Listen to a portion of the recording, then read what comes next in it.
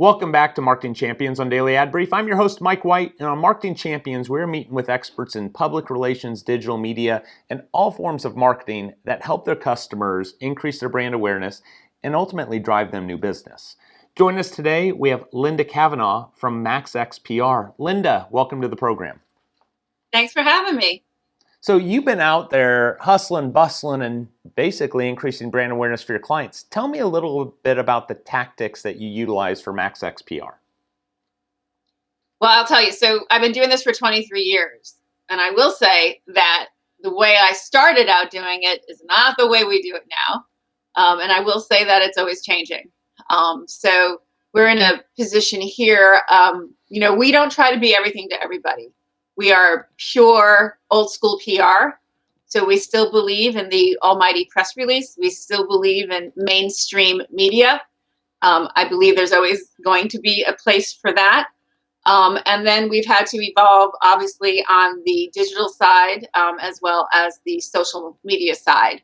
So it's really an ongoing dance that happens with marketing and PR and social media. And the best way to choreograph that dance is when all three are moving together. So we no longer menu our media campaigns. It's all three elements or it doesn't work for us. So again, it's like you asked on the day-to-day and how do we facilitate this? It's everything and it all has to work together. So we always make sure that our clients have like a very strong foundation laid. And that's usually the biggest challenge. Any brand, product, restaurant, whatever the case may be, client-wise, we find we don't even enjoy starting the process until we make sure they have all of their ducks in a row on the back end. And usually there's a lot of missing links, a lot of broken links on the back end. So we want to make sure we start there first. So that's everything from, the quality of their branding to their website, to their platforms being updated, to platforms even being in place. A lot of people have businesses they've had for years, and a lot of things have changed since they started their business, and they perhaps aren't keeping up with it. So we believe in first things first, strong foundation, and then we get to the fun stuff. So do you build the plane as you fly it, or do you build the plane and then take off? We build the plane and then we take off. Yeah. So is the plane actually ever done being built? And this is a challenge over the years that customers, it's pivoting constantly. It's looking at, again, new platforms, new opportunities, new targeting. With your customers, do you, in terms of targeting their audience, you build a strategy. Do you work with the paid media side as well? We do. So we do a lot with the hospitality industry. So we do a lot with restaurants. And the beauty and the challenge working in food service is there's not a lot of target marketing because it's dining.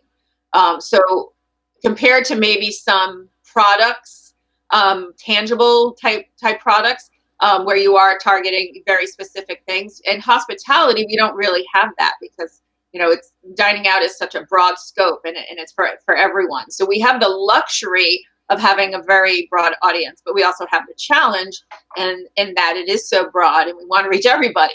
So you kind of wonder, is it better, to have that tighter group? Is it better to have that niche? Or is it, are we the lucky ones for being able to go after everybody? I don't know. I haven't figured that out yet. We work with one of our partners, Simplify. We work to really go down to addressable targeting. So they're able to take and really geofence around that restaurant and serve ads to them based upon habits, lifestyles, whatnot. How do you incorporate that in your strategy with programmatic buys or investing in reaching that certain target? Yeah, so that is definitely, that is the one thing for hospitality, especially that we can utilize. We find especially with dining, people don't travel far to dine out as much as we would like to think that they'll travel, over, a 20 to 30 mile radius to have a great meal. That's just not rooted in reality. Dining habits are fairly close to home within a 10 to 15 mile radius. And then, of course, we are the hospitality industry. We're in Fairfield County, so we're a very high saturation of restaurants to consumers. So as far as the geofencing is concerned, and there is a little target marketing because we have competition. So, we want our restaurant to be popping up if someone's searching for seafood. We have a lot of seafood, so we're in a big, a competitive market for seafood. And so we do rely on those digital platforms without a doubt. That's probably the number one where we can really, go for it, next to social media. How do you see connected TV being an area of what you would recommend customers over the next 12 months? Are you currently utilizing connected TV in terms of their marketing campaigns? So we're so hyper local with what we do. So we haven't ventured there yet.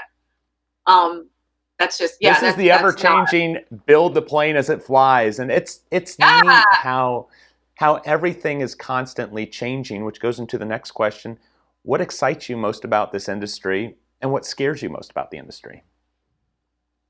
The scariest part for us is, just when we find our groove with things, they switch the narrative on us. So let's say with social media and all that targeting that you were just talking about, the platforms are pulling back on that. We're actually now, we're not going to be able to do such strong target marketing. All of our Facebook channels, and Instagram and whatnot, it's starting, we're starting to pull back on that. And what's going to happen is we're going to get back to mainstream media.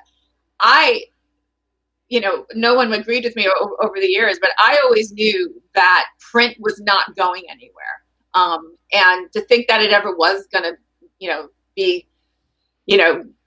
be cast off the face of the earth, that was just ridiculous. And we are starting to go back to old school practices. So it's kind of scary in that, things, we were progressing and having a good time with that. And then they started putting the kibosh on some of that due to all the privacy laws and people unsubscribing and people unfollowing. And that's the highest it's ever been. And we're going back to kind of boots on the ground. We're going back to old school marketing, old school media, PR. I like that. So that does excite me. Because again, I was always a believer in a lot of our old practices were not going anywhere. So I was always going after print, even when a lot of my PR buddies were like, yeah, no, that's, no one's looking anymore. Well, they are looking, and they're looking because now they have to, because the channels that we got so excited about actually started, getting a little bit crowded. And those platforms started taking action. Those platforms started getting in trouble. And so now, they're rethinking their practices. So you have to have both sides of it. You have to have the old school side of it, and you have to have the progressive side of it, and you have to keep up with it. And that gets very, very challenging and a little bit scary when you're really trying to have an impact. Well, Linda, I appreciate your insights today. Thank you for being a marketing champion and helping your customers grow their business. I love it every day. Thank you. To find out more about Linda Kavanagh and MaxEX Pr and all the amazing things they could do to enhance your brand, visit us at dailyadbrief.com. We'll see you next time on Marketing Champions.